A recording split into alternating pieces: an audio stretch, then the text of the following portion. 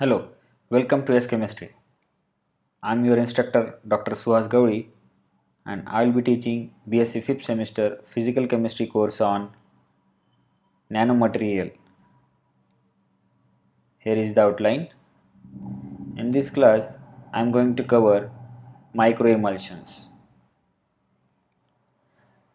So let us see what is meant by microemulsion. So as the word suggests, micro and emulsion. So micro denotes the size of the in micro, that is 10 to the power minus 6, and emulsion. So let's understand what is meant by emulsion.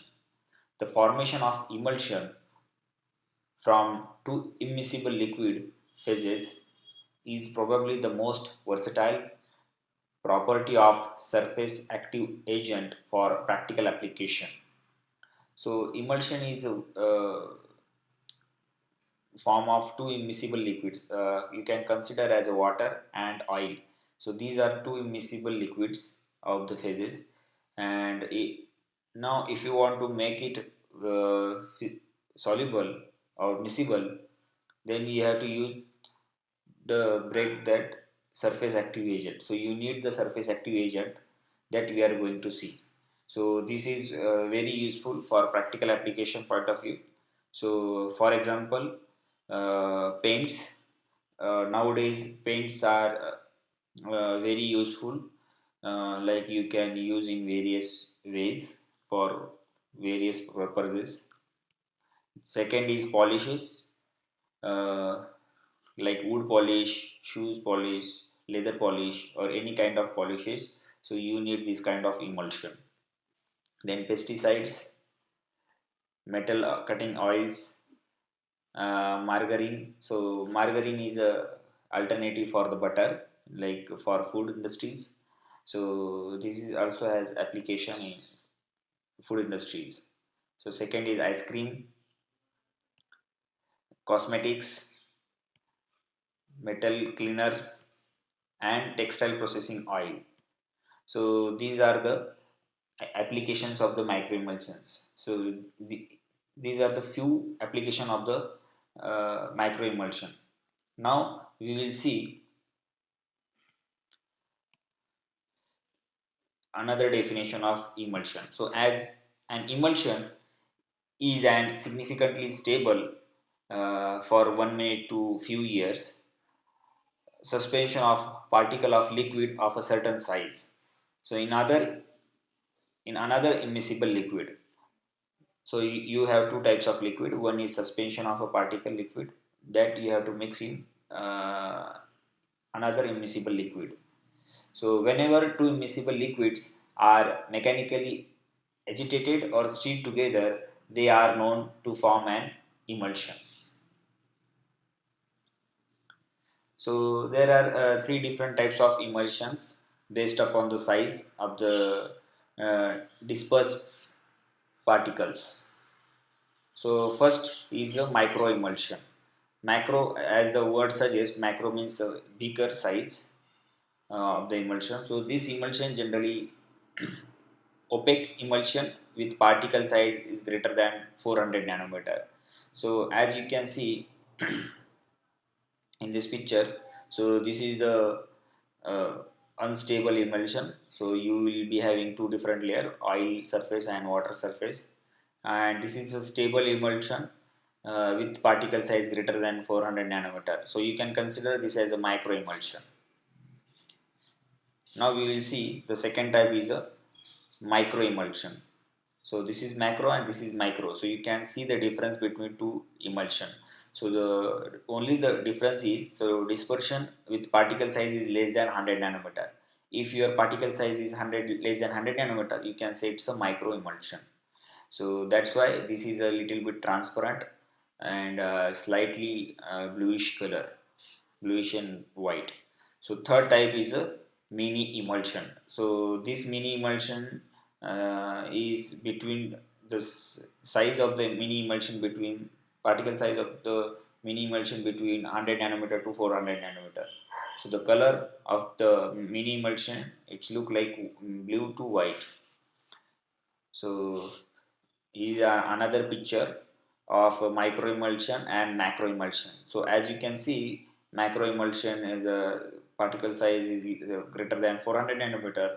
So it's a this particle size uh, is greater than the visible wavelength.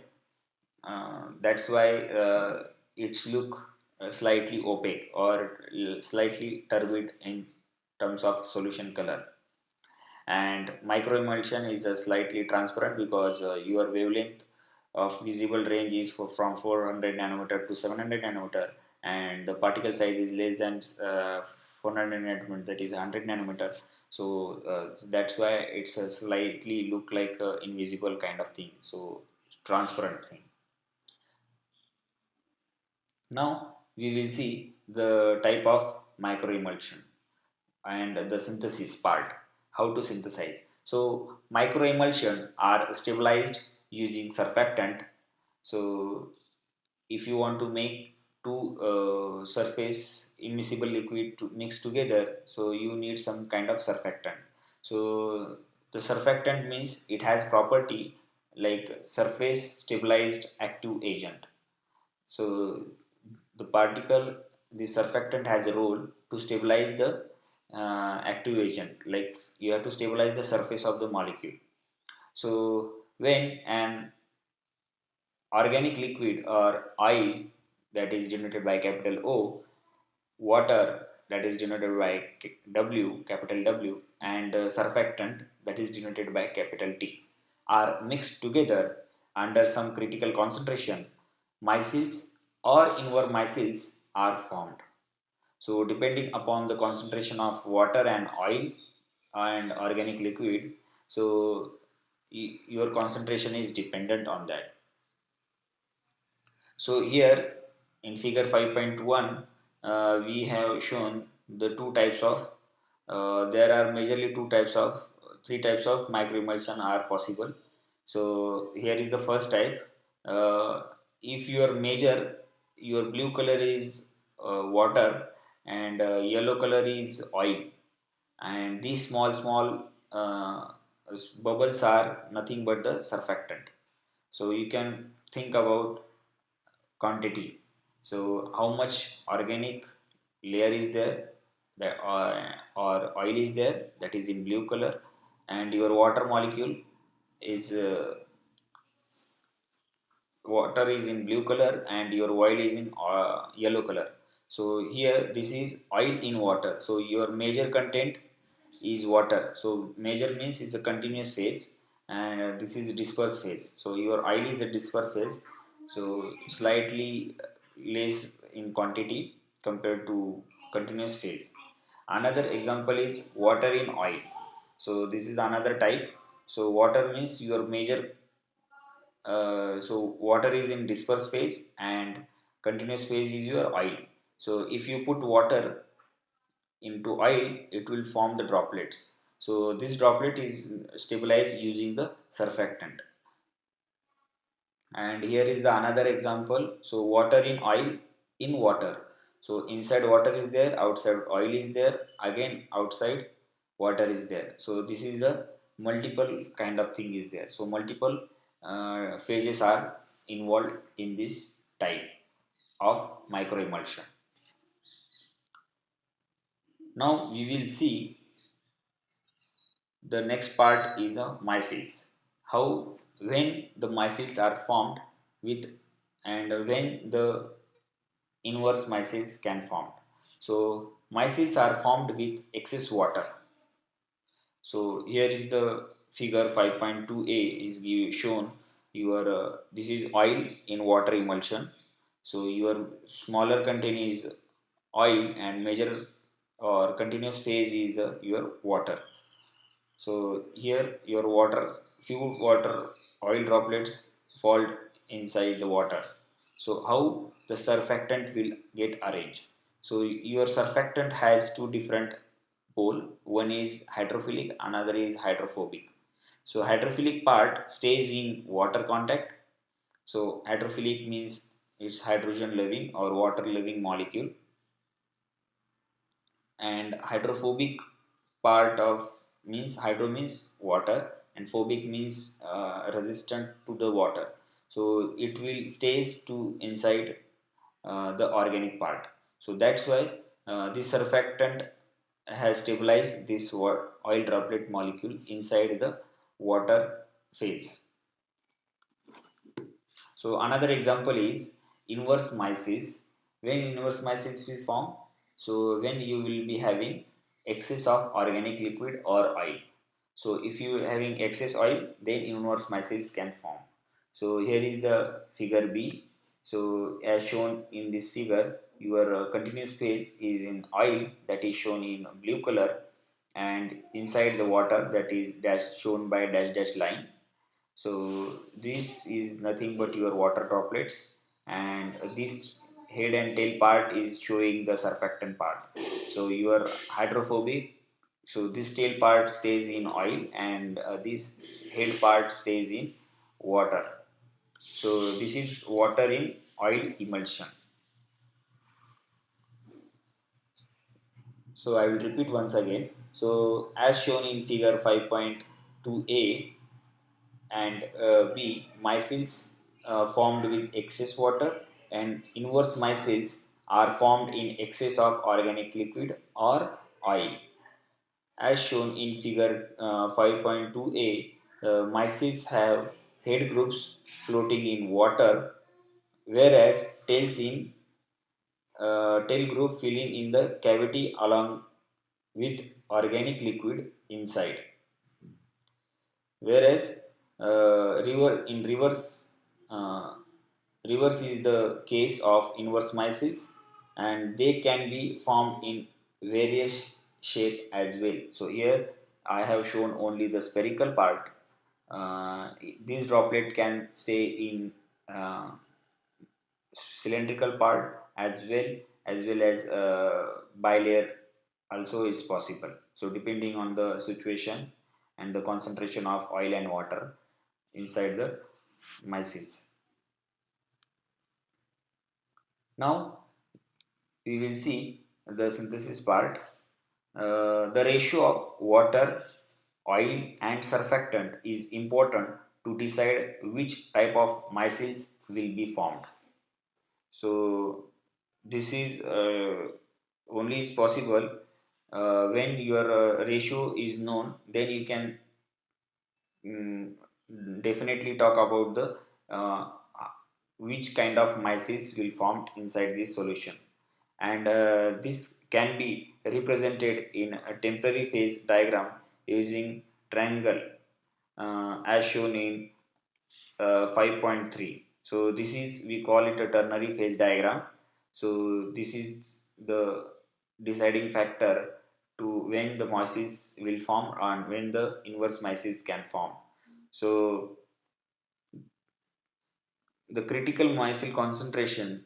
So here I have shown the example where the composition can be determined by drawing lines to parallel to all three sides. So this line is parallel to the this line, that is this W is nothing but your water, and this is O for oil, and this is T for the surfactant. So from here to here your percentage of uh, water is increasing. From here to left to right, your percentage of oil is increasing, and from here to here your surfactant percentage is increasing. So you have to draw the parallel line from here to here and here to here, so you will get the critical concentration.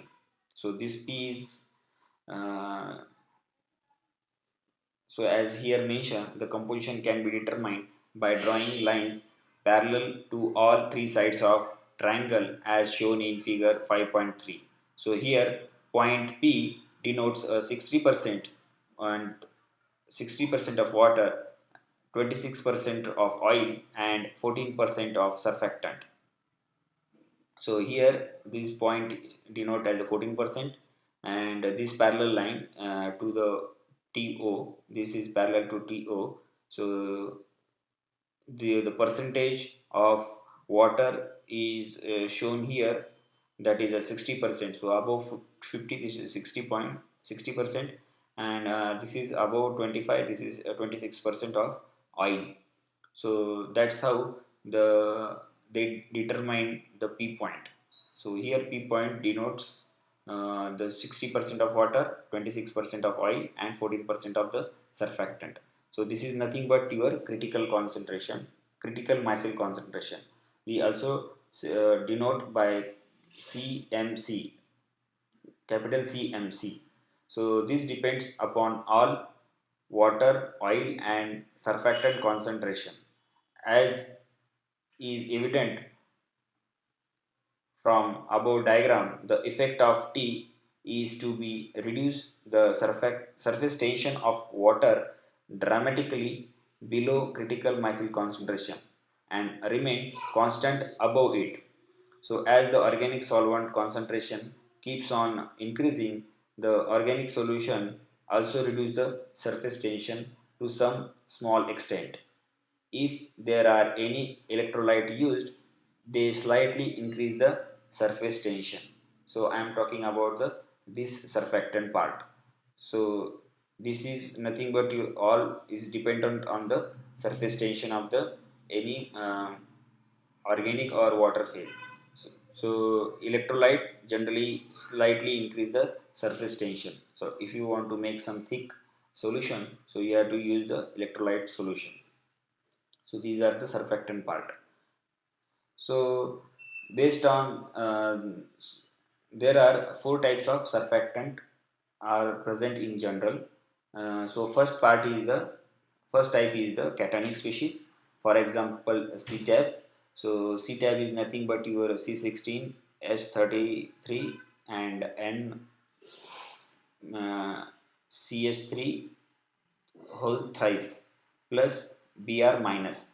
So this is your cationic species of nitrogen having four bonds. So that's why it has positive, and you will be having counterpart that is bromine minus. So this is the one cationic species. So how we decide it's cationic or anionic? So your if your cationic species means positive charge having molecule having a bigger in size, we call it a cationic species. The second type of surfactant is anionic. So in anionic case, for example, sulfonated compounds with general, so formula is R SO3 minus and Na plus. So here sulfur having three single bond, three double bond, and R having this single bond. So total you will be having four single bond and three double bond. So that's why it has a negative charge on sulfur. That's why this counterpart we consider it as a anionic part, because here anionic part is bigger in size. So where R is the Cn H2n plus 1, that can be any number of chain, long chain, it's possible. So third type of surfactant is non-anionic. So for example, R CH2 CH2O 20 times. So at the end you will be having H, that is our alcohol part. So in between you will be having only ether linkage. So we call it, this is non-ionic type of surfactant. So fourth part type of surfactant is amphoteric. So amphoteric means as the word suggests, ampho means two types of uh, poles are there. So that's why we consider consider as a amphoteric. So some properties are similar to anionic part, ionic, and some to non-ionic surfactant, as it in obtain in betanes. Now we will see where this can be used. So a large number of nanoparticles, metals, semiconductors, and insulator of cobalt, copper, calcium carbonate, barium sulfate, cadmium sulfate, or zinc sulfate have been synthesized using microemulsion or inverse micelles. So use of this surfactant is in microemulsion, and using this microemulsion or inverse micelle, you can synthesize the nanoparticles. So these nanoparticles has wide application in metals in n number of applications. So these nanoparticle you can synthesize from metals or non-metals, insulators or semiconductors. So these are the possibilities are there. So now you will see what are the advantage. So the microemulsion are biocompatible, and the second point is the microemulsion and nanomaterials are biodegradable. So major plus point or you can say advantage of the microemulsion is they are biocompatible and biodegradable. So this is the major uh, two advantages are there.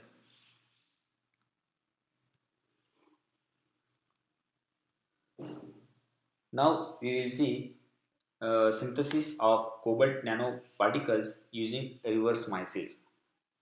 So how to synthesize cobalt nanoparticle using reverse micelles. So first we will see uh, what are the surfactant we are going to use for the reverse micelles. So a reverse micelles solutions of water and oil can be synthesized using a monolayer of surfactant like sodium bis 2-ethyl hexyl sulfosuccinate molecule. So we are going to use this surfactant. This is also denoted by the short form is NaAOT. So the sodium bis 2-ethyl hexyl sulfosuccinate. So now we are going to see the structure of this molecule. So you will be having sodium as a counterpart, and this is the ionic part. So sulfur having two four covalent bond, four single covalent single bond, and two double bond. And this molecule is one is attached succinate, sulfosuccinate. So this is succinate part, and for oxygen you will be having this hydrocarbon chain, and for this hydrogen oxygen you will be having this hydrocarbon chain. So this act as a tail part, and this act as a head part. So the droplet diameter is controlled simply by controlling the amount of the water. So if you use this surfactant, so you have to make the droplets. So this droplet you can control the diameter of the droplets using the how much water content you are going to add. So this is the general picture how it's look like in terms of micelles. So the two micelle solution having same diameter of droplets can be formed. So you have to synthesize two micelles. So one with surfactant or one with the metal ions. So here one solution should have cobalt content because you want to synthesize the cobalt nanoparticle. So you need the corresponding cobalt salt, that is cobalt bis 2-ethyl hexyl sulfosuccinate. And another solution is your you will be having the reducing agent, that is sodium tetrahydroborate. So this sodium borate tetraborate is used to hydrate make a hydrate molecule of cobalt. So if you mix these two solutions together, when two solutions are mixed together, the resultant solution appears clear, but the color changes from pink to black. So here your color is changing from pink to black.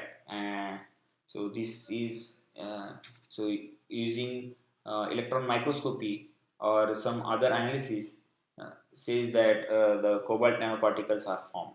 So you can so this is color change pink to black is an indication your cobalt nanoparticle has been synthesized.